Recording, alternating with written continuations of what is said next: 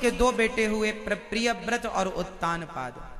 उत्तानपाद की दो पत्नियां हुई, सुनीति और उत्तानपाद मतलब क्या है, चलो बताओ सबका मतलब। उत्तानपाद समाज में जिसके पांव ऊपर है, मतलब जो प्रतिष्ठित है वही उत्तानपाद है। तो आप भी अपनी जगह प्रतिष्ठित हैं, मतलब आप सब उत्तानपाद हैं। उत्तानपाद की दो पत्नियां हैं, सुनीति और सुरुचि। ये दो पत्नियां सबकी होती हैं, हमारी और आपकी सबकी कितनी पत्नियां हैं? दो। कौन कौन सी? दो पत्नियां मतलब दो विचारधारा, एक अच्छी विचारधारा एक बुरी, एक पॉजिटिव एक नेगेटिव, एक सकारात्मक एक नकारात्मक। समझो, आप दो चीजें सोचते हैं, या तो अच्छा सोचते हैं या तो बुरा, तीसरा कुछ नहीं सोचते आप। सिंपल है। जीवन में दो विचारधारा हैं। उत्तानपाद की दो पत्नियां हैं, सुनीति और सुरुचि। अब जरा समझिएगा, ध्रुव जी की कथा बहुत बार आपने सुनी होगी, पर ध्रुव जी की कथा का रहस्य क्या है वो अब सुनो। सुनीति मतलब अच्छी विचारधारा, अच्छी सोच, अच्छे थॉट। और सुरुचि मतलब गलत विचारधारा, नेगेटिविटी, नकारात्मकता, गलत विचार।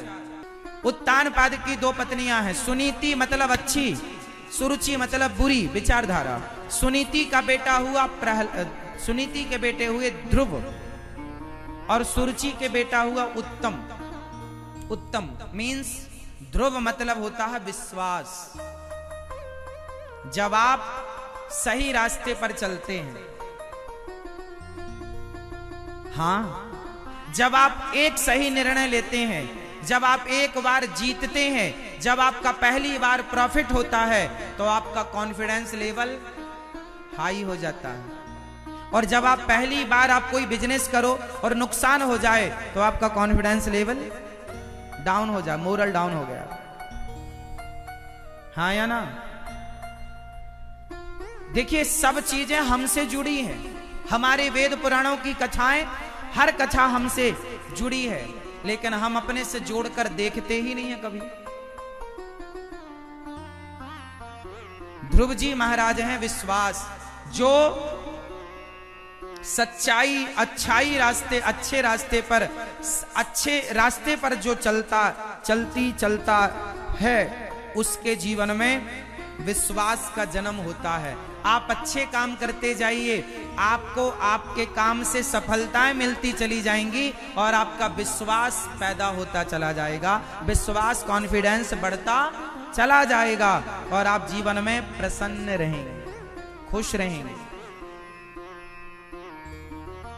एक दिन क्या हुआ कि उत्तानपाद ने अपनी सुनीति नाम की पत्नी को घर से निकाल दिया और सुरुचि के साथ रहने लग गया। मतलब अच्छे विचारों को निकाल दिया और गलत विचारों के साथ रहने लग गया। इसको ऐसे समझो कि जैसे मैं आपके इंदौर में आया और मैंने आपको समझाया मांस ना खाना, अंडा ना खाना, मुर्गा ना खाना, मछली ना खाना, शराब ना पीना, तो आपने मेरी बात सुनी, पर सुनकर मेरी बातें आपने निकाल दी और आपने गलत दोस्तों के संग बैठकर शराब पीने लग गए, मांस खाने लग गए। इसका मतलब हुआ कि आपने अपने जीवन से सुनीति को निकाल दिया और सुरुचि को स्थान दे दिया। मतलब सही विचारों को आपने त्याग दिया और गलत विचारों के साथ रहने लग गए। यही गलत दोस्त, गलत विचार के साथ रहते रहते तुम्हारा नाश हो जाता है।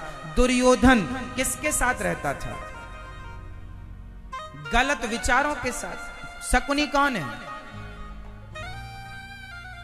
गलत विचारों की लाइब्रेरी ही तो है। शकुनी कौन है?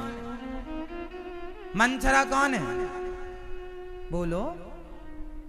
गलत थॉट, नेगेटिव थॉट, नेगेटिव विचार, नकारात्मकता। माता कैकेयी कितनी अच्छी थी, राम से कितना प्यार था, लेकिन किसके कहने पर बिगड़ गया मामला? मंथरा। इसलिए गलत लोगों की बातें ना सुनो, गलत विचारों से दूर रहो। वरना परिणाम जैसा दुर्योधन का हुआ, कैकेयी का हुआ, कहीं आपका ना हो। अच्छे विचार, दुर्योधन गलत विचारों से जुड़ा तो युद्ध हार गया, और भगवान कृष्ण के विचारों से अर्जुन जुड़ गए तो महाभारत जीत गए। जीत विचारों की हुई, जीत विचारों की हुई। इसलिए अच्छे विचारों का, मेरी बातें इग्नोर ना करना, मैं तो मेरा कुछ नहीं बिगड़ना। माँ बाप की बातों को इग्नोर ना करना, यदि सही कह रहे हैं मान लो। बड़ा भाई सही कह रहा है तो, गलत कह रहा है तो विचार करो कि माने कि नहीं। मैं भी सही कहूं तो मानना, मेरी भी गलत बातें ना मानना। विचार करना चाहिए, पहले अपने विवेक की मथानी से मत कर देखना चाहिए कि बातें सही हैं कि गलत, कितनी मानने लायक है, कितनी मानने लायक नहीं। सही है मेरी माँ? चलो, तो ध्रुव जी महाराज को, ध्रुव की मां सुनीति को उत्तानपाद ने घर से निकाल दिया, और जब निकाला तो अच्छे विचारों को जो निकाल देता है, कई लोग माँ बाप समझाते हैं नहीं मानते, उनका नाश हो जाता। विनाश काले, आगे, विनाश काले विपरीत बुद्धि। पूरा सिस्टम बुद्धि से है। जब तक ये है तब तक सब सही है, ये गई खत्म।